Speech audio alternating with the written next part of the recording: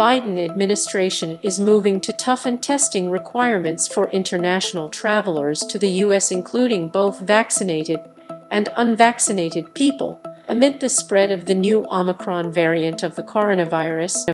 President Biden's enhanced winter COVID-19 strategy that will be announced Thursday will require every traveler entering the country, including returning U.S. citizens, to be tested 1 day before boarding their flight, according to the CDC.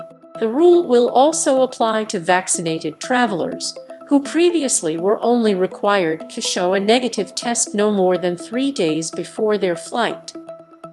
But the Biden administration has refused to put similar requirements in place for those who illegally cross the border, claiming in September that such individuals do not intend to stay here for a lengthy period of time. As part of the enhanced strategy to fight the Omicron variant, the White House is considering a policy that would require travelers to take an additional test 3 to 5 days after they enter the country. More controversially, the administration is considering requiring all travelers to self-quarantine for 7 days even if they receive a negative test. U.S. citizens would also be subject to this requirement, with fines and penalties for those who fail to comply.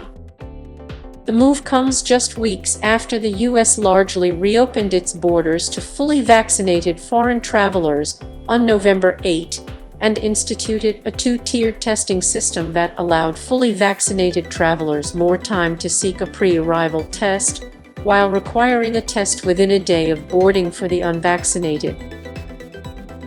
Much remains unknown about the new variant, which has been identified in more than 20 countries, but not yet in the U.S., including whether it is more contagious, whether it makes people more seriously ill, and whether it can thwart the vaccine. Dr. Anthony Fauci, the top U.S. infectious disease expert, said more would be known about the Omicron strain in 2 to 4 weeks as scientists grow and test lab samples of the virus.